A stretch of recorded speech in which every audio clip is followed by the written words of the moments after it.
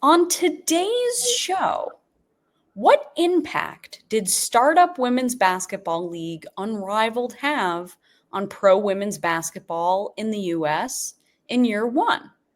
And just 3 games are left before the inaugural Unrivaled season comes to a close. And it's time to reflect. The Locked On Women's Basketball Podcast, it starts right now.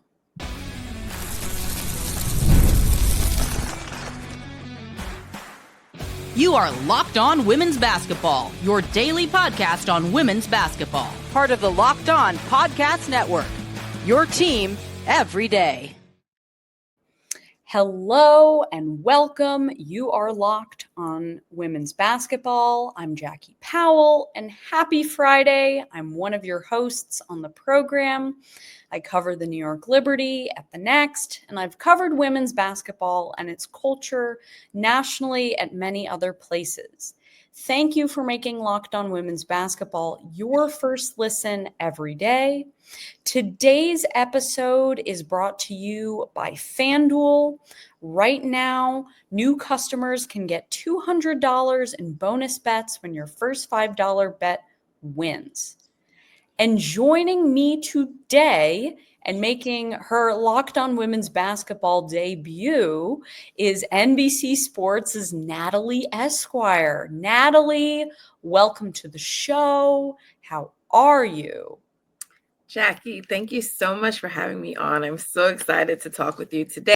How our show is gonna rock is in segment 1, we're gonna talk about the impact of Unrivaled in year one, which is there's a lot to that, which we'll get into. In segment 2, we're going to break down how we noticed players approaching Unrivaled and how some had different intentions. And then in segment 3, we're going to get into maybe some tweaks for year 2 of Unrivaled.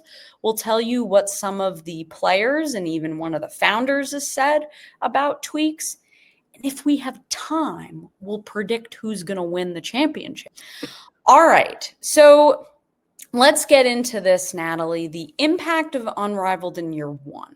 So you went down there to Miami for opening weekend, and you really sort of got to see what it was like. So broadly, I'm curious if you can explain to listeners what you saw down there and how you were able to see the impact that this new 3-on-3 league was going to have. Yeah, well, I mean, it was beautiful. That's what first stood out to me, just the visual of it. It was beautiful.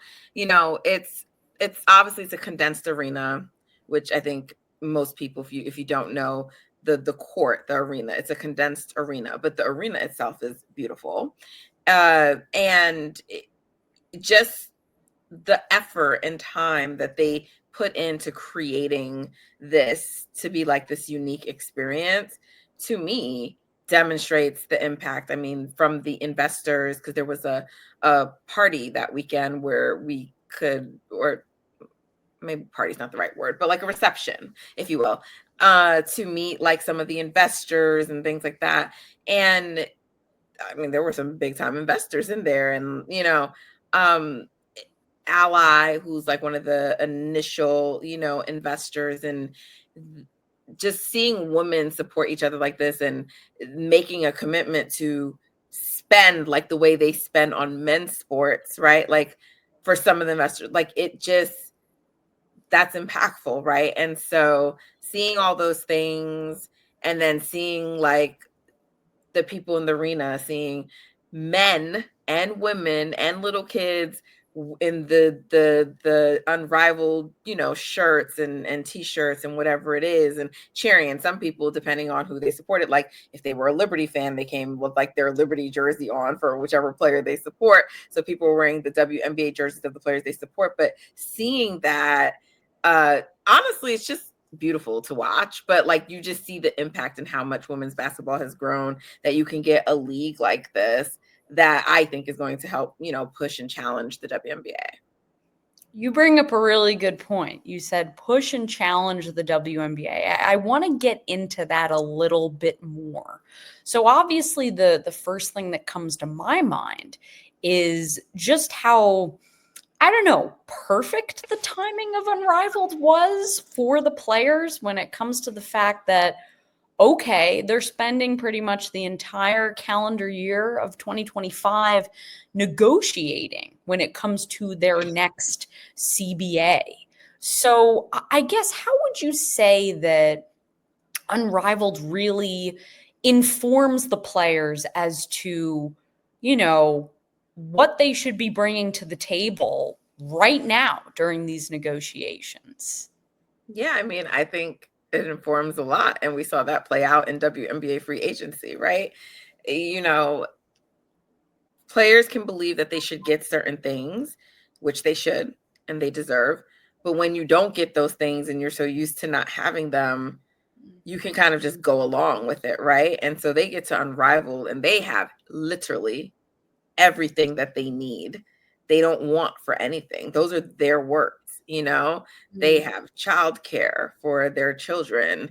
They have massages. They have makeup, Sephora. They have everything there that they could possibly need to make it easy on them to do their job, which is to play basketball. And so when you get that and you see that, and then it's not just that, it's also something I think is so interesting about Unrivaled. It's the content. It's the amount of content and coverage, constant, nonstop, incessant, and not really feeling like it's favored or biased towards any one player, but just letting you see the personalities of all of the different players and also letting you learn personal things about them. We just saw like Jordan Canada, like she played a song for us. And I didn't even know Jordan Canada could sing. I mean, I knew by the time I saw this interview, but before, because like, she did like I think it was a Beyonce cover that she did. And I asked her about that too. But like she did the Beyonce cover, it sounded amazing. And, like we're getting to see, we just learned the other day that Courtney Williams is a day trader. So, like that's incredible to me. And I have so many questions, but it's also like, I don't feel like we get this kind of coverage from the WNBA about their players.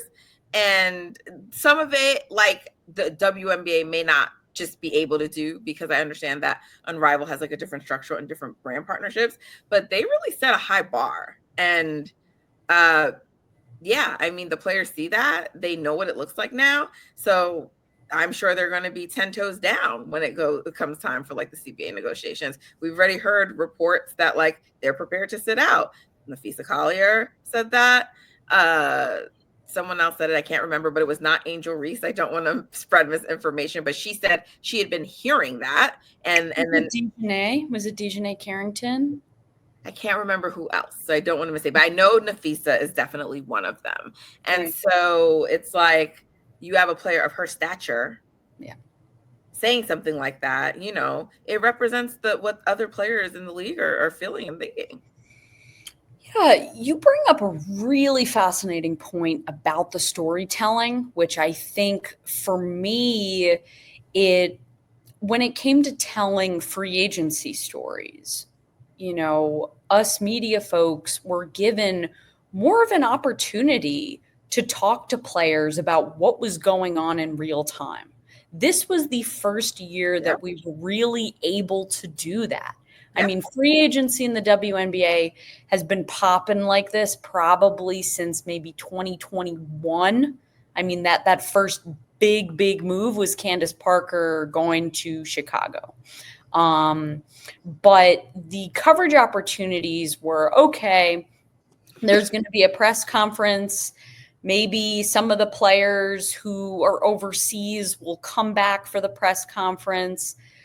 But there wasn't much opportunity to get reaction from others. Right. And so I feel like Unrivaled provided such a space to make sure that these players were not in a coverage black hole. And that tends to happen when they go overseas. It's just, there's a time difference. There are all of these obstacles that are in the way of the large community of fans that embraces them during the WNBA season to struggle with keeping up with them. So I think that's an excellent point. I think there are ways that journalists can even learn from what Unrivaled did and, apply that to, not in-house coverage, but, independent coverage as well. So coming up, we're going to get into our second segment, which we're going to talk about how players approached Unrivaled and how that might have been different from how these players approached the WNBA season. But first, I want to tell you all about our good friends at FanDuel. So, March Madness is here, and FanDuel is giving you the chance to get in on the action like never before. Right now, new customers can get $200 in bonus bets when your first $5 bet wins. That's 200 extra bucks to use on everything from buzzer beaters to Cinderella stories and even who's cutting down the nets. I've got my eye on a few underdogs this year, and FanDuel makes it easy to back them with spreads, totals, and game props. I mean, who knows? There could be 3 Ivy League teams on the women's side in the tournament this year. That would be wild and so welcomed by me. But anyway, the FanDuel app is simple to use, and when I win, I get paid instantly. There's no waiting around. So visit FanDuel.com and get in on the college hoops action all tournament long. Yes, March Madness is a-coming. Anyway, I am back here with Natalie Esquire, and we are reflecting on Unrivaled and trying to really understand its impact in year one. So, Natalie, you and I have spoken a lot about this off air, just about how we've noticed a difference in approach from some players. Players have had different goals coming into Unrivaled. I'm curious if you can take the listeners through some of those different approaches and goals that we saw from players in season one. Yeah, well, we know a team like the Lunar Owls. I feel like their whole team took Unrivaled very seriously. And I think they all had different motivations, right? A player like Napheesa Collier, you're coming off losing the finals in a game 5 overtime, and coming off of a season where the latter part of the season after the Olympics, your name, I mean, I think she was always in the MVP conversation, but your name really got inserted in there. It may not seem like it because ultimately A'ja Wilson won it unanimously, but like people were like talking about Fee. She won Defensive Player of the Year. And so, usually when those kinds of things happens, it gives players like some motivation. And so she's been the best player in Unrivaled, like hands down. And she stated it and she's correct. And I'm sure she's coming back to the W for this season to challenge, A'ja Wilson and her co-founder, Breanna Stewart, right? For that title, which I give to A'ja Wilson. But, those are the 3 best players, I think, in the league. I don't think anyone would dispute that. And so I think that's going to make for like a really fun season. So I think a lot of that was her motivation. And then obviously it's her league, she helped found it. So you want to like do well. And then just down to like Skylar Diggins, who is just like a fierce competitor all the way around. But she let us know like they were carrying the league. We've been taking it like serious since day one. I interviewed Courtney Williams and she's like, we've been doing this, and I think for someone like Courtney, who's like gone and played overseas, I think for players like that, so this is just their thing, what they're doing now, it's like, we're not going overseas anymore, so we're playing here. But this is how they approached when they went overseas. They went, they played, and they did that to make money, to keep their development going, to do whatever they had to do, right? And so I think they took it very seriously. I don't want to say that people didn't take it seriously, but I think like for other players, like let's say like a Sabrina Ionescu, like Asia Wilson didn't even do Unrivaled. Caitlin Clark didn't either. Caitlin Clark is new to the WNBA, so it's hard to know like what her routine is. But Asia Wilson has a routine that she already does. And she like in the last couple of years, she hasn't gone overseas. Like she's stayed here, right? And same thing with Sabrina. Like Sabrina has a routine. And so part of her hesitance in even doing Unrivaled was because like she had things scheduled. She has a way that she already prepares and gets herself ready for the WNBA season. And so I think that like anything additional that Unrivaled could offer her, she was going to like use obviously to her advantage. But I think she has a way that she approaches the WNBA season that works for her, that allows her not to overexhaust herself, you know, because this is not like the men's league. You know, they don't play as many games. Like NBA players play like most of the year. WNBA players do not. And so if she starts trying to go really hard and Unrivaled, like the way she would, you know, for a full-on WNBA season, she might be burnt out come the end of the season. And I'm saying that because like this is a different toll on their bodies. And we're learning from Unrivaled. Like this league, they play fast, it's physical. Like we saw players were injured throughout. It's a lot on their bodies. And so a player like her, and I'm not saying she did this, I don't know, but I'm saying a player like Sabrina, and there could be others, might be trying to approach it in a way like a more modest approach to it. I'm going to manage this. I'm going to balance it. And definitely, you know, I know when she's on the court, she's competing, but like, I'm going to do this in a way so I don't overexert myself. And then I can't give what I need to the Liberty when that season starts. Yeah, I mean, I remember, I think it was Madeline Kenny of the New York Post asked her about that during opening weekend. Yeah. And it impressed me how frank Sabrina Ionescu was willing to be. And she didn't want to hide it. She was very honest. And I think the beauty of Unrivaled is that, as we know, the players have equity in it.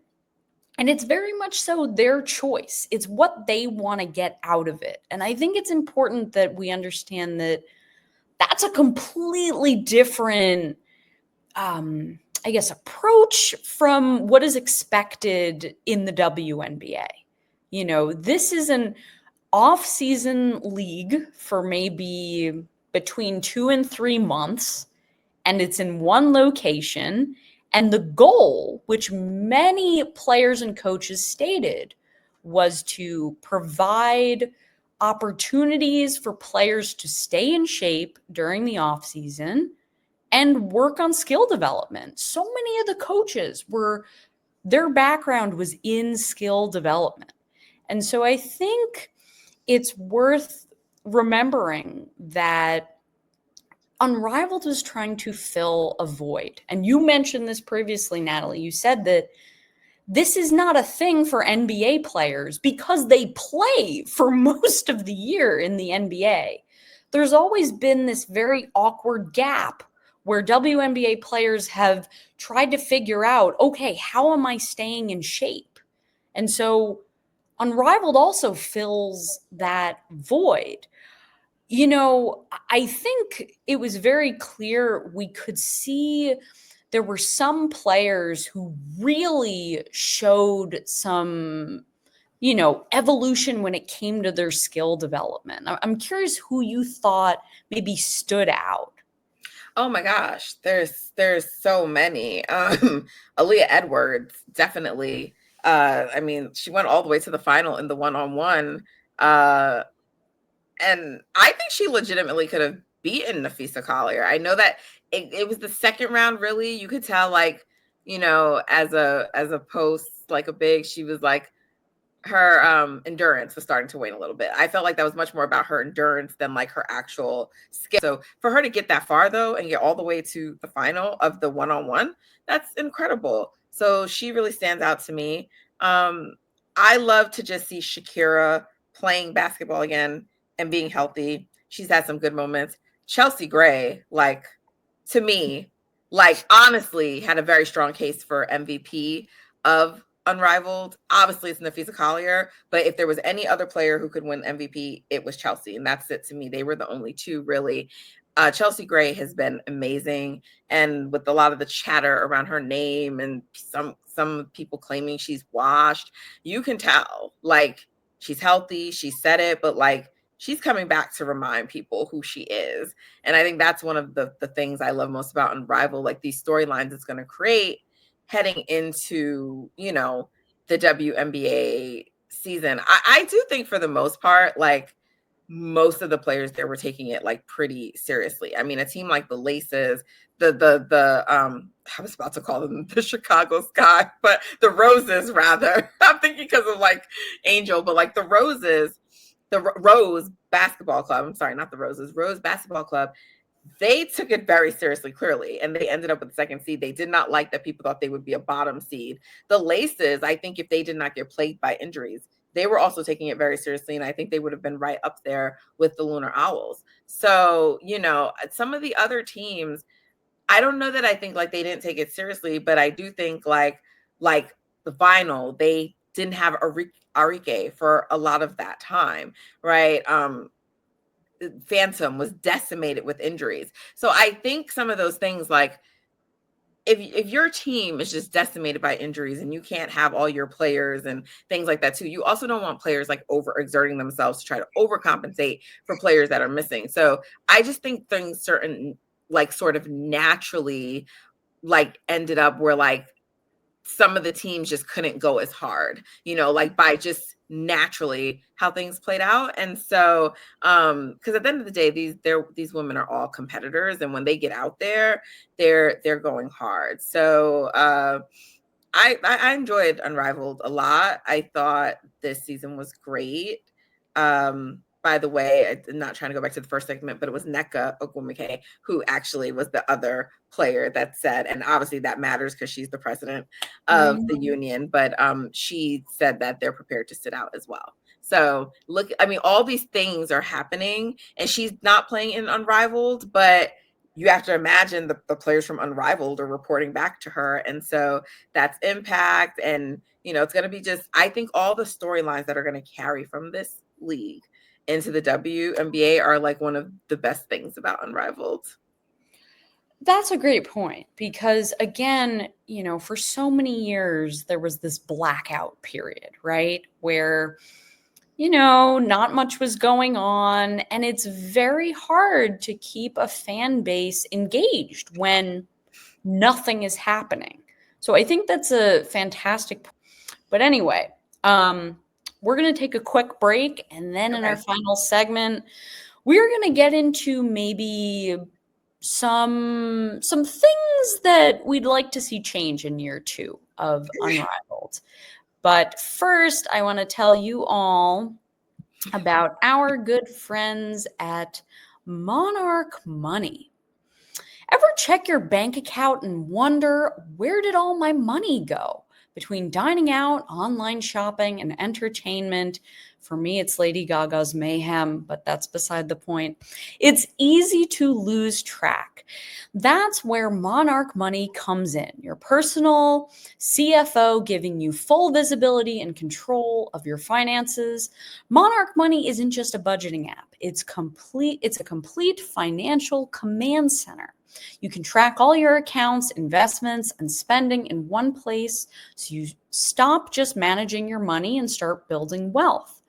There's all-in-one convenience. Instead of juggling multiple apps, you can use Monarch to check your finances, track spending, and even plan long-term goals.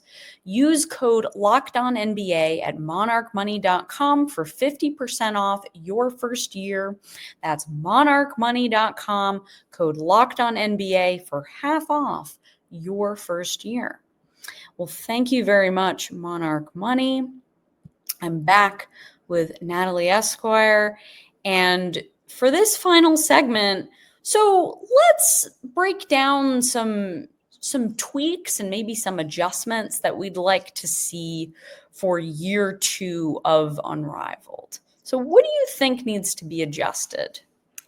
I think the one-on-one competition should be guards versus guards and like post bigs versus, each other. I don't know if they will, but I think that. And I thought I heard Brianna Stewart in her post game talking about just more space, and I do think that's probably a good adjustment as well.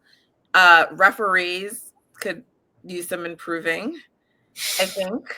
And then I think things that are like not necessarily visible to the like on the broadcast, and maybe this will come with like more space, but like there's not like at the arena itself, there's not like indoor bathrooms. Like you have to like go outside to like these portable kind of bathrooms, and because of the way the space is. And I mean, I don't know, because I know they've talked about like kind of like doing Unrivaled in different cities, so like the venue may not even be like the same venue next year, or I don't know if that's only for like a part of the time, so I don't know. But I don't know if more space would get them a bathroom, but just things like that, because like I know like opening weekend when I was there, like one of the nights it was like raining a lot, so you got to like go outside, and if you don't have an umbrella and you're getting wet, to go use the bathroom. So things like that. But we understand that they're a startup, and so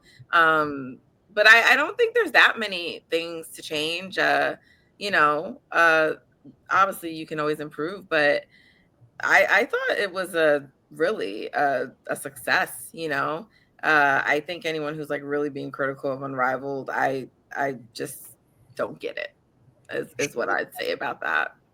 Sure. I think Stewie also mentioned in that post game that you're referencing just the idea of, I guess, refining the way that they do relief player and hardship players. And I happen to agree, because it seemed like there were a lot of injuries happening all at once. And it was a little bit of a scramble to sort of figure out, okay, who is coming in and different players joining different teams. It just seemed a little chaotic. And to be quite honest, from the transparency side of things, I would love to know how, those players were compensated. How did that work?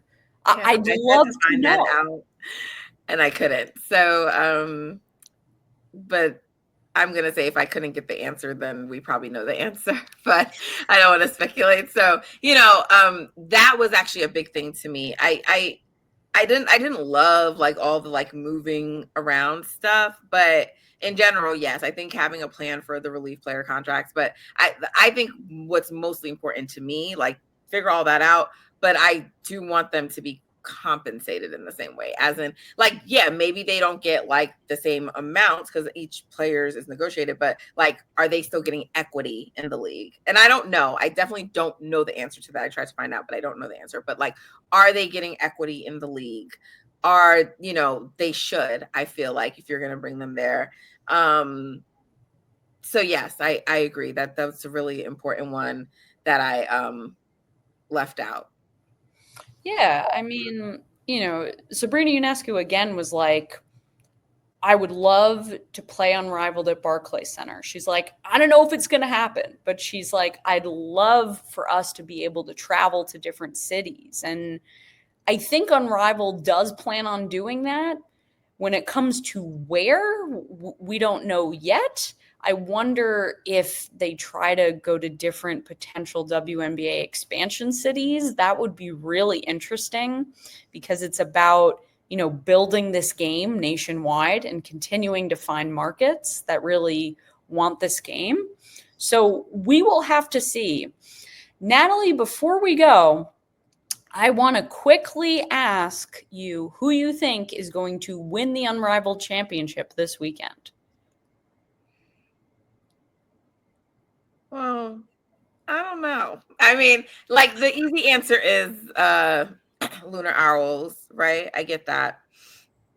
I do. I actually would have loved to see the Lunar Arrows face the Laces in the first round now that they're healthy, because I think Laces versus Rose is going to be like a really good battle. But the Laces fully healthy really challenge the Owls. In fact, they played them not fully healthy and like barely, like not later they were like really unhealthy, but like the very first matchup when they played, it was a very close game and they were missing, I want to say Alyssa Thomas, and that they were missing somebody, or maybe it was Jackie Young, I can't remember, but they were missing like a key player. And so shout out to Kayla McBride. That's a player that I didn't mention who really stood out to me. And same thing for the Rose, the way they came around. I gave Chelsea Gray a lot of props, but also Angel Reese, incredible, and she made the second team. So you have to go Lunar Owls just based on their record, but I do think that both the Rose, BC,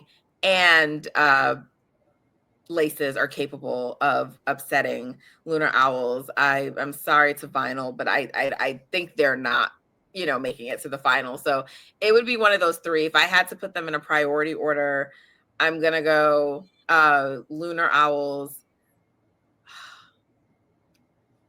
I'm going to give Rose the respect because they're the number 2 seed, but it to me, it's really a toss up between the Laces. If they're healthy, it's just like they got healthy so last minute. So is everything going to be gelling? But like the healthy Laces are very, very, very good team. Indeed they are. And they have a really good coach too.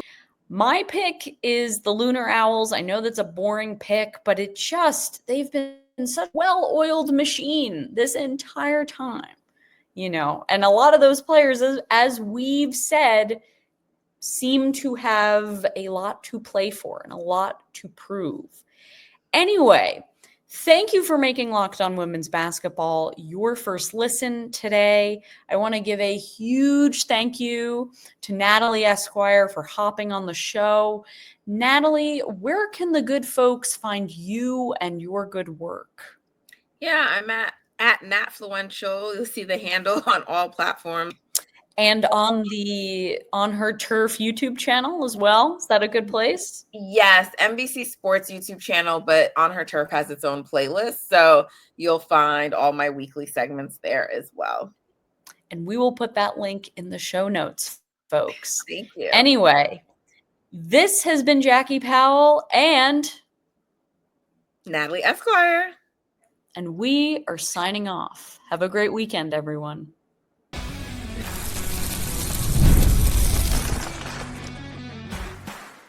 You are Locked On Women's Basketball, your daily podcast on women's basketball. Part of the Locked On Podcast Network, your team every day.